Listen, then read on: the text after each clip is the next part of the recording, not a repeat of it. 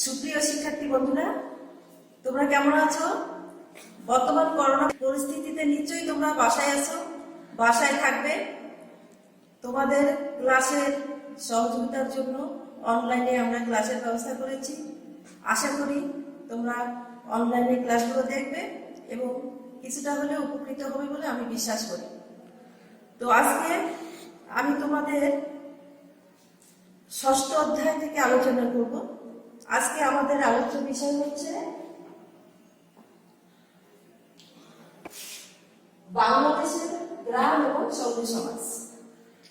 তো তার আগে বাংলাদেশের গ্রাম এবং শহুরে সমাজ আলোচনা করার পূর্বে আমরা বাংলাদেশের গ্রাম সম্বন্ধে একটু আলোচনা করব। গ্রাম বলতে আমরা কি বুঝি?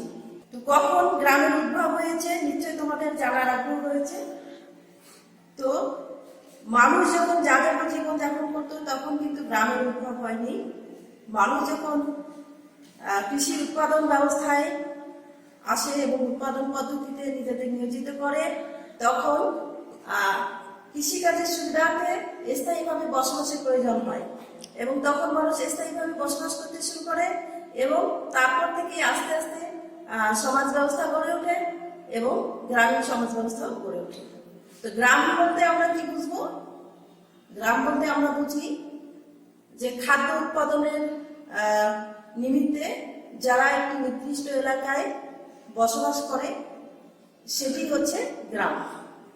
কবির ভাষায় আমরা বলতে পারি গ্রাম হচ্ছে প্রকৃতির তৈরি আর শহর হচ্ছে মানুষের তৈরি। আজকে গ্রাম সম্বন্ধে আলোচনা করতে গিয়ে আমরা কয়েকজন সমাজবিজ্ঞানীর সঙ্গে আমরা দেখব। একজন সমাজবিজ্ঞানী যেমন বোগার্ডাস বলেছেন যে গ্রাম হচ্ছে মানব সমাজের শৈশব অবস্থা। আবার ভারতীয় বিখ্যাত সমাজবিজ্ঞানী মিনু মাসানি বলেছেন গ্রাম বলতে আমরা কিছু সাধারণ বংশোদ্ভূত কিছু জমির উপর মালিকানা সহ বসবাসরত জনগোষ্ঠীকে বুঝি। তাহলে আমরা দুটো সংজ্ঞা থেকে আমরা কি বুঝলাম? গ্রাম হচ্ছে এমন একটি জায়গা যে জায়গায় কৃষিভিত্তিক জীবনযাপনের মধ্য দিয়ে অধিকাংশ জনগণ জীবিকা নির্বাহ করে, অর্থাৎ গ্রামের সঙ্গে কৃষির একটা সম্পর্ক রয়েছে। যাই হোক, গ্রাম সম্পর্কে আমরা মোটামুটি একটা ধারণা পেলাম। এখন আমরা আজকে আমাদের মূল আলোচ্য বিষয় হচ্ছে বাংলাদেশের গ্রাম এবং শহুরে সমাজ। তো আজকে আমরা বাংলাদেশ বলতে যেহেতু গ্রাম সমস্ত বাংলাদেশে ধারণায় আমাদের চোখে আসে, বাংলাদেশ বলতে আমরা সাধারণত 68,570টি গ্রামকে বুঝিয়ে থাকি, অর্থাৎ বাংলাদেশ হচ্ছে গ্রাম সর্বস্ব দেশ। তো এখন আমরা বাংলাদেশের গ্রাম সম্পর্কে আলোচনা করব। বাংলাদেশের গ্রাম সম্পর্কে তোমরা জানো যে সুজলা সুফলা শস্য শ্যামলা আমাদের এই গ্রাম বাংলাদেশ।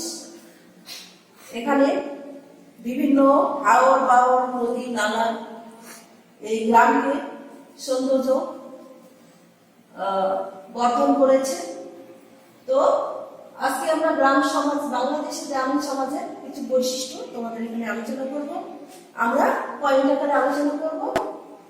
এখন আমরা আসি মূল আলোচনায় পয়েন্ট আকারে। বাংলাদেশের গ্রামীণ সমাজের বৈশিষ্ট্যগুলোকে আমরা নিম্নলিখিত ভাবে বর্ণনা করতে পারি। এক নম্বর হচ্ছে কৃষিভিত্তিক অর্থনীতি, অর্থাৎ আমরা প্রথমেই বলেছি যে বাংলাদেশ হচ্ছে একটি কৃষিভিত্তিক দেশ।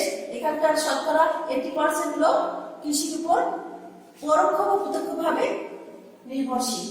সে কারণে আমাদের বাংলাদেশের গ্রামীণ অর্থনীতি মূলত হচ্ছে কৃষিভিত্তিক অর্থনীতি। দ্বিতীয়ত জনসংখ্যার স্বল্পকরণ। আমরা কি জানি যে গ্রামের জনবসতি হচ্ছে কম আর কি শহরের তুলনায়। শহরে যেখানে জনবসতি খুবই ঘনত্ব বেশি, জনহার গ্রামে বেশি, কিন্তু জনসংখ্যার ঘনত্ব হচ্ছে গ্রামে কম। অর্থাৎ প্রত্যেকটা বাড়ি, এখানে যে বাড়িগুলো আছে গ্রামে, প্রত্যেকটা বাড়ি একটা বাড়ি থেকে আরেকটা বাড়ি বেশ দূরত্বে অবস্থান করে। তো সেই ক্ষেত্রে আমরা দেখতে পাচ্ছি যে প্রতি বর্গ কিলোমিটারে বাংলাদেশের গ্রামীণ জনসংখ্যার ঘনত্ব হচ্ছে অল্প বা কম।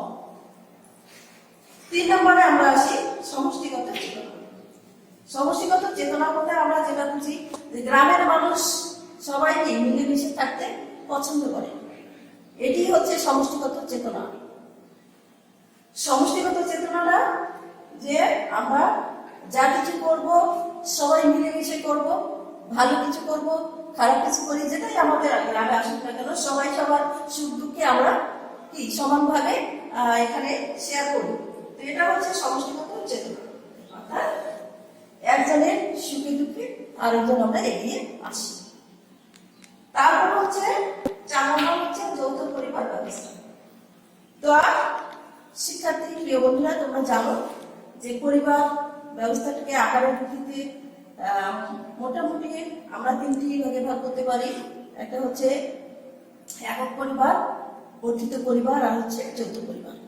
তো এই যে যৌথ পরিবার ব্যবস্থা তোমরা নিশ্চয়ই জানো যে যৌথ পরিবার কি হচ্ছে, যে 3 পুরুষের যে বর্ধিত পরিবার সেটি হচ্ছে যৌথ পরিবার।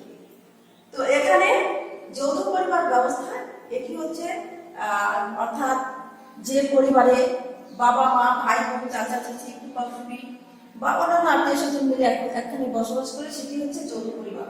তো আমরা মূলত গ্রামে যৌথ পরিবার ব্যবস্থাটা আমরা বেশি দেখে থাকি। শহরের সাধারণত একক পরিবারটা বেশি লক্ষ্য করা যায়। আর বর্তমান বাংলাদেশে যদিও যৌথ পরিবারগুলো ভেঙে যাচ্ছে, তবুও আমরা যেটুকু দেখে থাকি সেটি এখন পর্যন্ত গ্রামে দেখা যায়। তো মূলত যৌথ পরিবারগুলো আমরা গ্রামে বেশি লক্ষ্য করে থাকি, অর্থাৎ গ্রামীণ পরিবার ব্যবস্থার মূল বৈশিষ্ট্য হচ্ছে যৌথ পরিবার ব্যবস্থা। তারপরে আমরা আসতেছি সুদৃঢ় জ্ঞাতি সম্পর্ক। জ্ঞাতি সম্পর্ক তোমরা জানো যে জ্ঞাতি সম্পর্ক কি? জ্ঞাতি সম্পর্ক হচ্ছে আত্মীয়তার সম্পর্ক।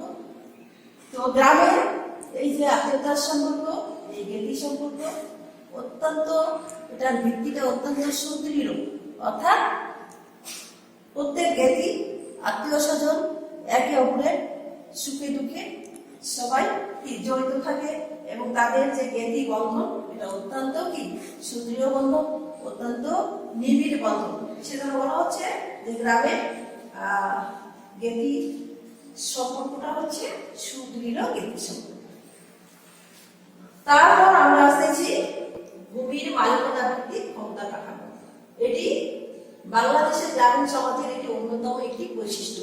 অর্থাৎ আমরা গ্রামীণ বাংলাদেশে কি দেখি, যে এখানে ভূমির উপর ভিত্তি করে ক্ষমতা ব্যবস্থাটা বন্টিত হয়। যেমন আমরা দেখি যে যার যত বেশি সম্পত্তি সে তত বেশি ধনী কৃষক, সে তত বেশি মর্যাদাবান, গ্রামের সবাই থেকে বেশি ক্ষমতা কি করে সম্মান করে থাকে, তার ক্ষমতাও সবচেয়ে বেশি। তো সে কারণে মনে হচ্ছে ভূমির পরিমাণের উপর ভিত্তি করে গ্রামীণ সমাজের কি হচ্ছে ক্ষমতা কাঠামোটা নির্ধারণ করা হয়। অর্থাৎ আমরা এটাকে বলতে পারি ভূমির মালিকানা ভিত্তিক ক্ষমতা কাঠামো। নেক্সট আমরা যে পয়েন্টটি আলোচনা করব সেটি হচ্ছে শিক্ষার নিম্নমান। আমরা কি দেখি যে গ্রামে শহরের তুলনায় শিক্ষার হারটা একটু নিম্ন। এখনো আমাদের গ্রাম সমাজের অনেক নিরক্ষর মানুষ রয়েছে এবং সাক্ষরতার অর্থে যেটা বোঝা যায় কোন রকমের তারা স্বাক্ষর করতে অনেকেই শিখেছে।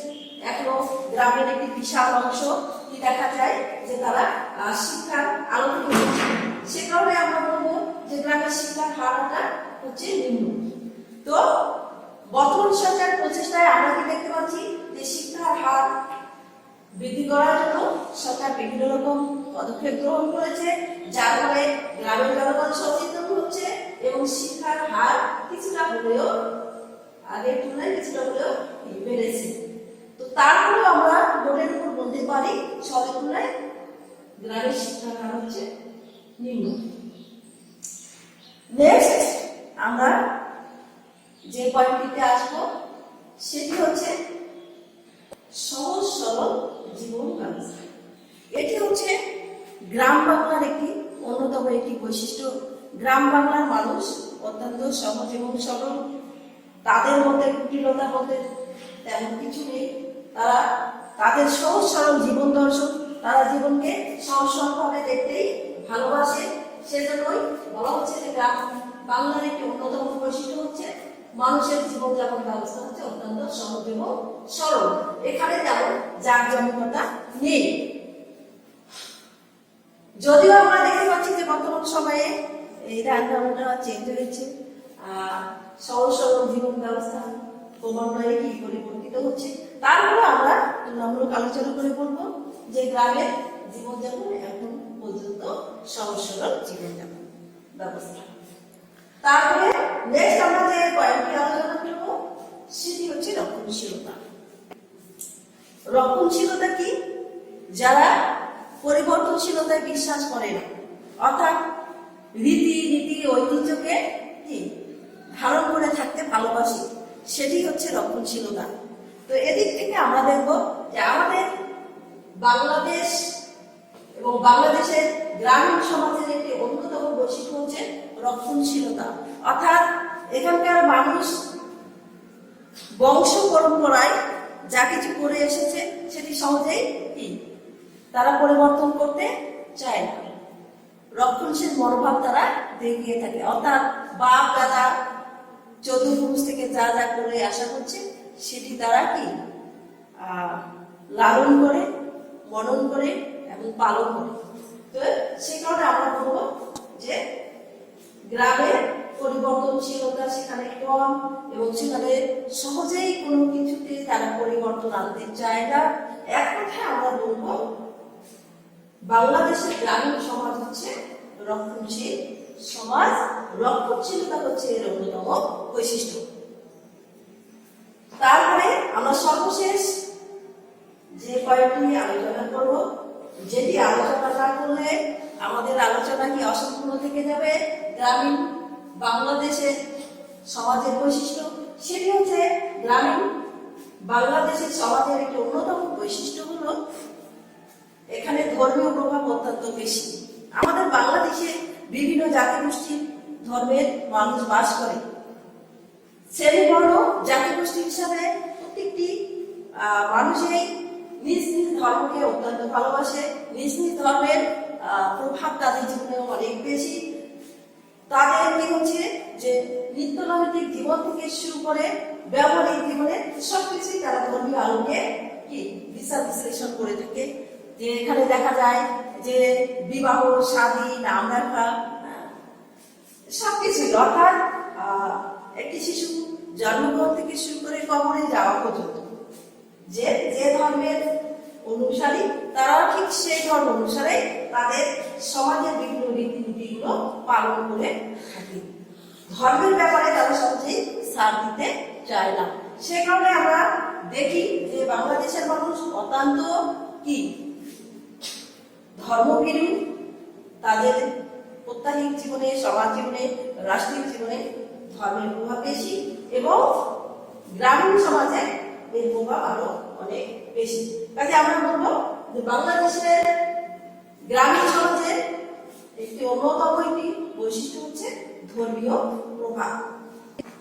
তো বন্ধুরা, আজকে আমরা একটা অত্যন্ত গুরুত্বপূর্ণ একটি বিষয় আলোচনা করলাম, সেটি হচ্ছে বাংলাদেশের গ্রামীণ সমাজের বৈশিষ্ট্য। এবং এক্ষেত্রে আমি আলোচনা করলাম যে গ্রাম বলতে আমরা কি বুঝি, কখন থেকে গ্রামের উদ্ভব হয়েছে। হ্যাঁ, গ্রামের বাংলাদেশ বলতে আমরা যে গ্রামীণ বাংলাদেশকে বুঝি সেটিও আমরা আলোচনা করলাম। তো এই যে আলোচনার মধ্য দিয়ে আমরা আমাদের কি গ্রাম বাংলার বৈশিষ্ট্যগুলো আমরা জানতে পারলাম। তো এই অধ্যায় থেকে তোমরা নিশ্চয়ই জানতে পারলে যে কিভাবে কৃষির উদ্ভবের সঙ্গে সঙ্গে গ্রামীণ জীবনের বিস্তার ঘটেছিল, মানুষ সামাজিক জীবন যাপন করতে শুরু করেছিল এবং মানুষের প্রথম স্তর, সামাজিক জীবনের প্রথম স্তর বা শৈশব কালটি হচ্ছে গ্রামীণ সমাজ ব্যবস্থা। তো সমাজ বিজ্ঞানে এই গ্রামীণ সমাজটাকে কি বলা হয়? সমাজ বিজ্ঞানে গ্রামীণ সমাজকে গ্রামীণ সম্প্রদায় বলতেই বেশি স্বাচ্ছন্দ্য বোধ করা হয়। তো প্রিয় বন্ধুরা, আজকে এই পর্যন্তই। নেক্সট আমরা আলোচনা করব আরো অন্য কোনো বিষয় নিয়ে। তো তোমরা বাসায় এই বিষয়গুলো দেখো এবং পরবর্তী সময়ে আবার তোমাদের সাথে দেখা হবে। সবাই ঘরে থাকবে, সুস্থ থাকবে।